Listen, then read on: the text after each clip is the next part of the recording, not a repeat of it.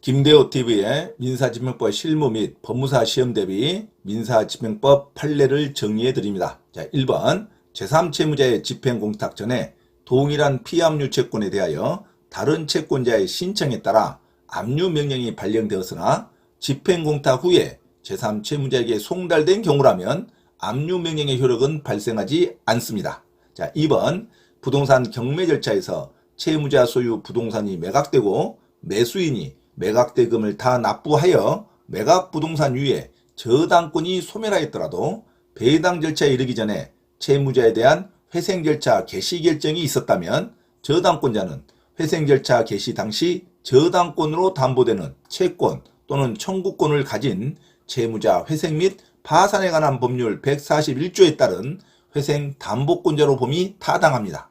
자, 3번 채무자 소유 부동산에 관하여 경매 절차가 진행되어 부동산이 매각되고 매각대금이 납부되었으나 배당기일이 열리기 전에 채무자에 대하여 회생 절차가 개시되었다면 집행 절차는 중지되고 만약 이에 반하여 집행이 이루어졌다면 이는 무효입니다. 이후 채무자에 대한 회생계획 인가 결정이 있는 때에 중지된 집행 절차는 효력을 잃게 됩니다. 다시 한번 읽어드립니다. 1번 제3채무자의 집행공탁 전에 동일한 피압류 채권에 대하여 다른 채권자의 신청에 따라 압류명령이 발령되었으나 집행공탁 후에 제3채무자에게 송달된 경우라면 압류명령의 효력은 발생하지 않습니다. 2번 부동산 경매 절차에서 채무자 소유 부동산이 매각되고 매수인이 매각대금을 다 납부하여 매각부동산 위에 저당권이 소멸하였더라도 배당 절차에 이르기 전에 채무자에 대한 회생 절차 개시 결정이 있었다면 저당권자는 회생 절차 개시 당시 저당권으로 담보되는 채권 또는 청구권을 가진 채무자 회생 및 파산에 관한 법률 141조에 따른 회생 담보권자로 봄이 타당합니다. 3번 채무자 소유 부동산에 관하여 경매 절차가 진행되어 부동산이 매각되고 매각대금이 납부되었으나 배당기일이 열리기 전에 채무자에 대하여 회생 절차가 개시되었다면 집행 절차는 중지되고 만약 이에 반하여 집행이 이루어졌다면 이는 무효가 됩니다.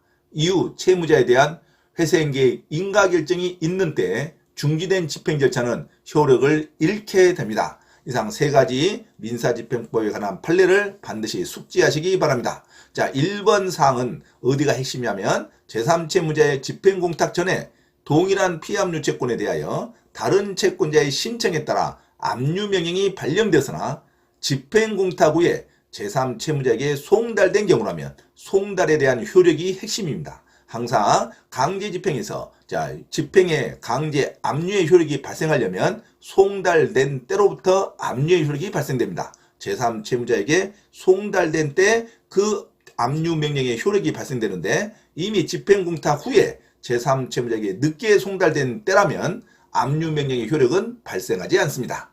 2번 부동산 경매 절차에서 채무자 소유 부동산이 매각되고 매수인이 매각대금을 다 납부하여 매각부동산 위에 저당권이 소멸됐다 하더라도 배당 절차에 이르기 전에는 아직 경매가 종결되는 것이 아닙니다. 배당 절차에 이르기 전에 채무자에 대한 회생 절차 개시 결정이 있었다면 회생 절차법이 집행법원에 있는 민사집행법보다 회생절차법이 우선한다는 것이 핵심입니다. 회생절차 개시 결정이 배당 절차가 끝나기 전에 채무자에는 회생절차 개시 결정이 있었다면 비록 저당권이 소멸을 하더라도 이 저당권은 다시 회생절차법에 의해서 회생담보권자로 부활합니다. 그래서 저당권자는 회생절차 개시 당시 저당권으로 담보되는 채권 또는 청구권을 가진 채무자 회생 및 파산에 관한 법률이 더 우선입니다. 채무자 회생 및 파산에 관한 법률 141조에 따른 회생 담보권자로 봄이 타당합니다.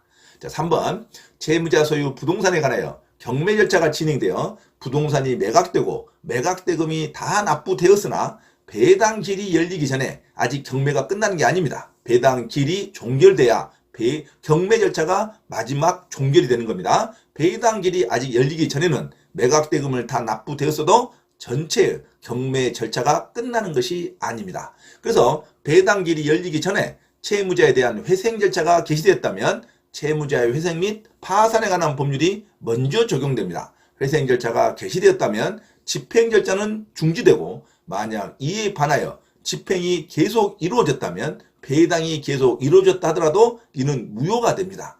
이후 채무자에 대한 회생계획 인가 결정이 있는 때 이 중지된 집행 절차는 효력을 잃게 돼서 매각대금을 납부하였더라도 소유권을 취득할 수 없는 결과가 됩니다. 그래서 회생계획 인가 결정이 채무자 회생 및 파산에 관한 법률이 집행 절차보다 충돌할 때는 우선해서 적용된다는 것이 핵심입니다. 자, 이상 세 가지 판례를 반드시 정리하시기 바랍니다. 자, 1번 다시 한번 읽어드리면 제3채무자의 집행공탁 전에 동일한 피압류 채권에 대하여 다른 채권자의 신청에 따라 압류명령이 발령되었으나 집행공탁 후에 제3채무자에게 송달된 경우라면 압류명령의 효력이 발생하지 않습니다.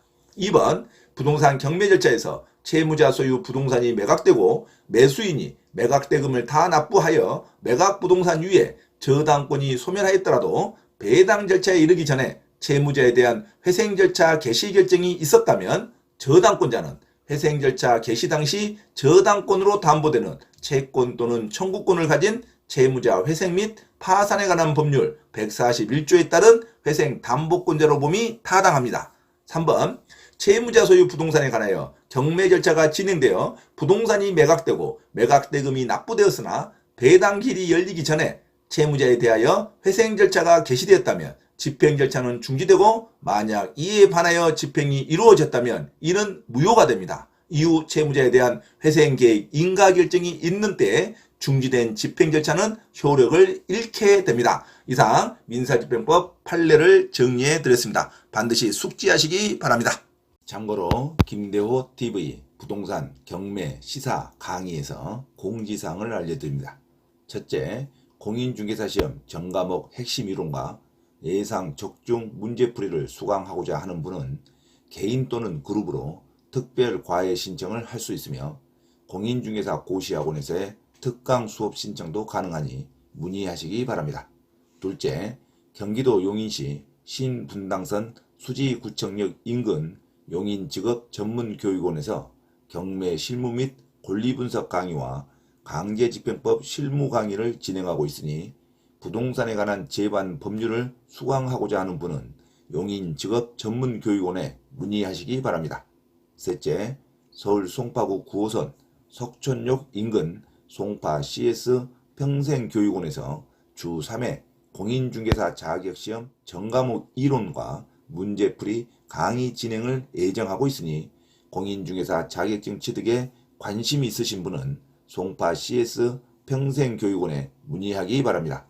넷째, 공인중개사 자격 취득에 관심이 있는 분은 전과목 핵심 이론 교재와 핵심 문제풀이 교재를 구입하면 반드시 시험에 합격할 수 있습니다.